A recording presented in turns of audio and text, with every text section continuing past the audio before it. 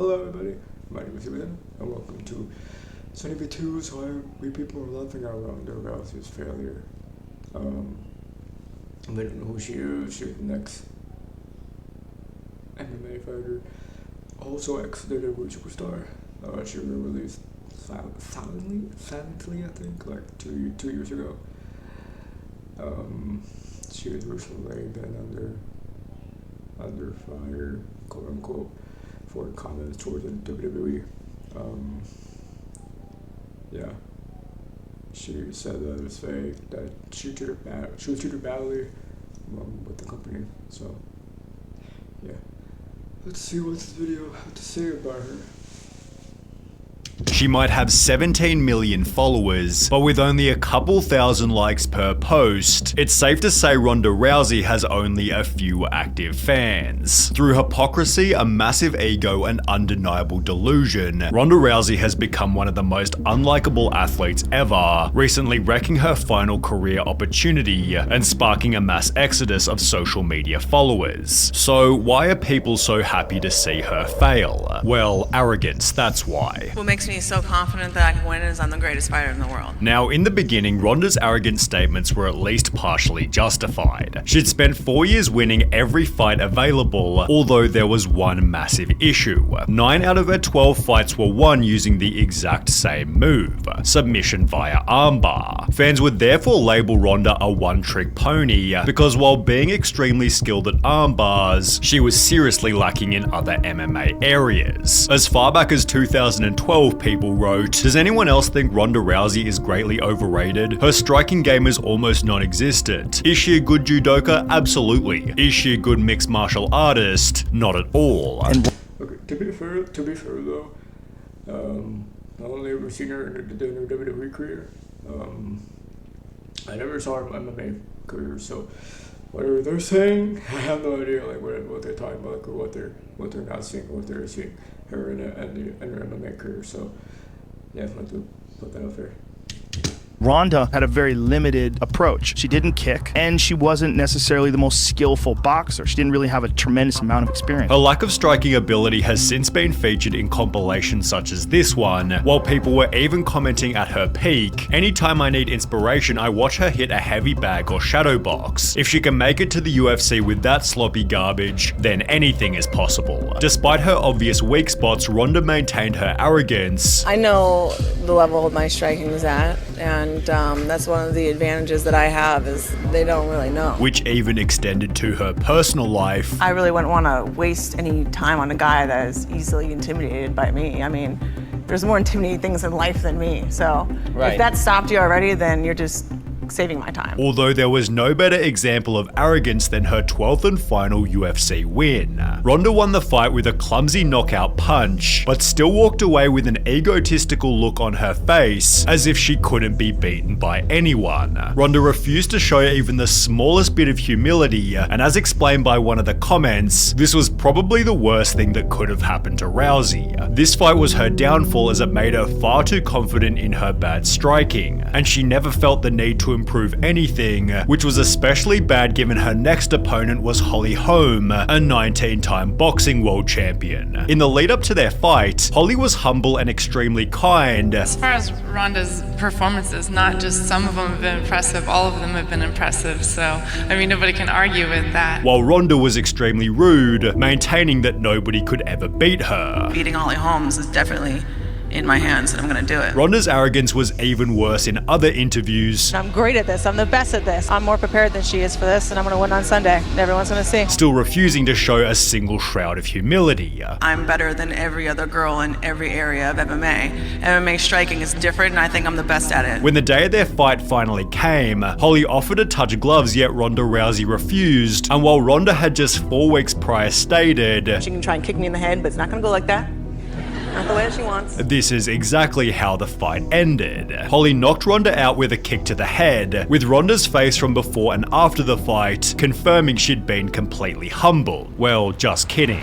Ronda refused to accept that Holly was simply better. I think that it's probably just hard for her to really maybe admit that. I was just the better fighter. And instead began to make braggy excuses for why she lost the match. It was my third title fight in 9 months, and I don't think anyone's ever even attempted that before. And that's a lot. I think the one thing that was different, I just kind of felt tired. Ronda then tried to make the audience feel bad for her. What am I anymore if I'm not this? And I was literally sitting there and I'm nothing. I'm like, what do I do anymore? No one gives a shit about me anymore without this. Although the comment section wasn't having any of it. You know, Ronda's ego was so out of control and she thought herself unbeatable. She had no respect for anyone and trashed all of her opponents. She deserved to get knocked out and brought down to earth. In an article titled "Rooting for Ronda Rousey is Tough and it has nothing to do with her loss," ESPN highlighted that Ronda had publicly smeared Floyd Mayweather for his history of domestic violence, yet she was dating another MMA fighter who had been accused of domestic violence himself. To make matters worse, the article brought up Ronda's 2015 book, in which she talked extensively about assaulting her ex-boyfriend. She punched him in the face with a straight right, then a left hook. When he still wouldn't move, she slapped him again, then grabbed him by the neck of his hoodie, kneed him in the face, and tossed him aside on the kitchen floor. The incident ended, she said, at her car, when he tried to prevent her from driving away, and she pulled him by the neck of the hoodie again, dragged him out onto the sidewalk, and left him writhing there. This might explain why Ronda also began to claim that she could beat the male heavyweight UFC champion, stating, "You cannot tell me that it's physically impossible. It is possible that in any given moment that I could beat him. I simply believe in my possibilities." UFC fighter Ian McCall politely responded, "She's dangerous, she's good. I get it, but it's just silly." Meanwhile, on Reddit, people dunked on Ronda mercilessly. "In any given moment, under the right circumstances, I think it is possible. Sure, but armbarring a man while he is sleeping is just a dick move. But hey, it's Ronda." A different user then shared this video showing that Ronda couldn't even keep up during a sparring session, and therefore added the comment, "With this video, anyone with the deduction skills of an 8-year-old would have to say a 250-pound cane would have as much trouble with Rousey as maybe a really angry toy poodle." Ironically, Ronda couldn't even win against those in her own division, which only became more obvious in her next fight after Holly Holm. 1 year after getting owned by Holly, Ronda tried to make her comeback by fighting an even harder opponent, Amanda Nunes, who knocked Ronda out after only 48 seconds. Ronda's face from before and after the fight was again extremely poetic, with the top comment stating Holly took her to school and Amanda straight up expelled her. Such an embarrassing loss for one of the most arrogant, ungracious fighters in MMA. Love to see it. In the lead up to the fight, the media had said about Ronda, "If she doesn't win impressively, I think this is her last fight. If she loses, I don't think we ever see her again." Which turned out to be true, although Ronda still refused to admit that she wasn't the better fighter. Do you think about the last couple fights? Do you think about the last fight against Amanda or Holly?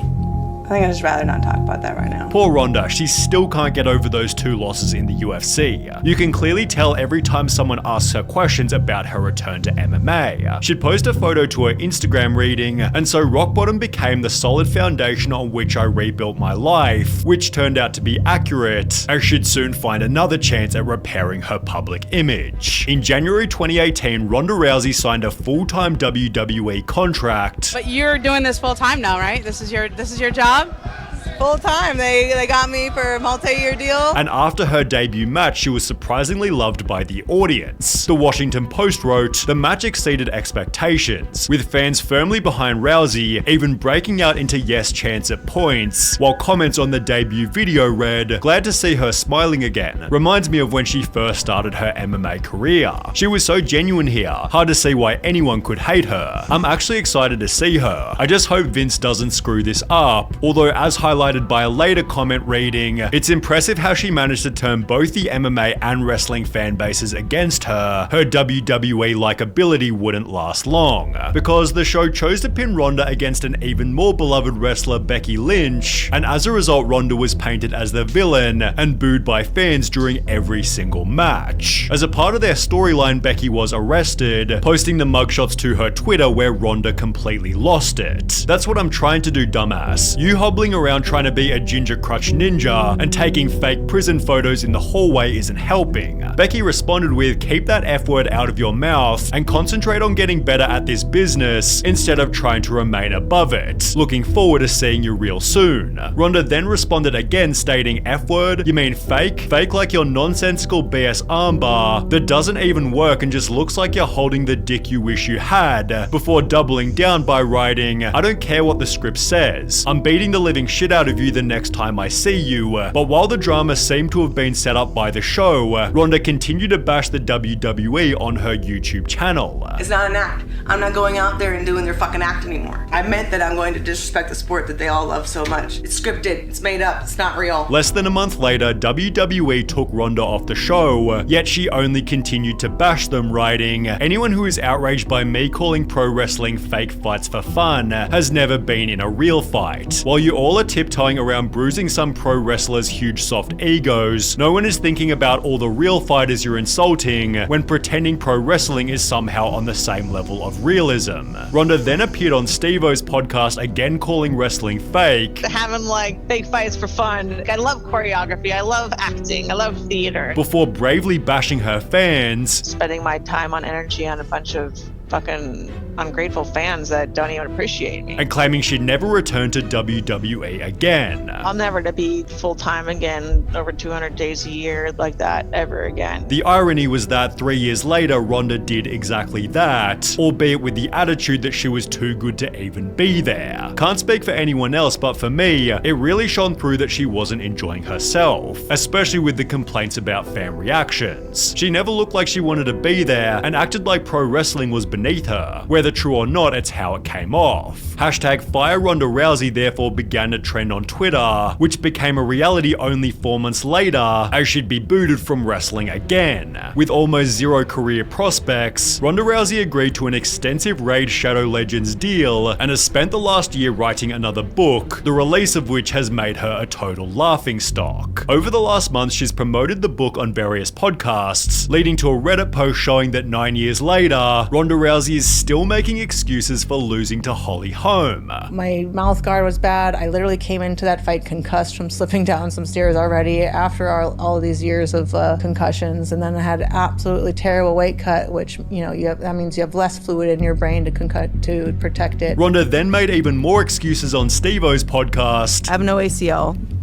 I tore my ACL falling down that stairs 2 weeks before that fight, the home fight. Leading to some pretty funny comments such as, tore my ACL, had a concussion, bad weight cut, I had bubble guts, my car wouldn't start, my dog ate my homework, and I've had scoliosis since I was 3. So yeah, didn't really lose, did I? Ironically, Ronda also stated this, I'm the greatest fighter that has ever lived because I've never been faster, never been stronger, never had a better grasp of the game. I've never been so much better than everybody else. Yet when Steve-O kindly offered props to Logan Paul, Ronda Rousey refused to accept it. How about Logan Paul? Like him or dislike him, that dude is a performer. Yeah. He's great on the mic. He does a great job on the mic. But I wish that I was allowed the time to rehearse that he gets, because it's not evenly spread. It's frustrating that everybody doesn't get that treatment. Ronda is jealous that Logan is already a better wrestler than she ever was. I think she might be unhappy with how her run in the WWE went, but I don't know anything really about that. It seems Ronda Rousey has burned every bridge she could possibly burn, which when combined with her complete lack of fans, makes it highly likely her career is done and dusted. Hi.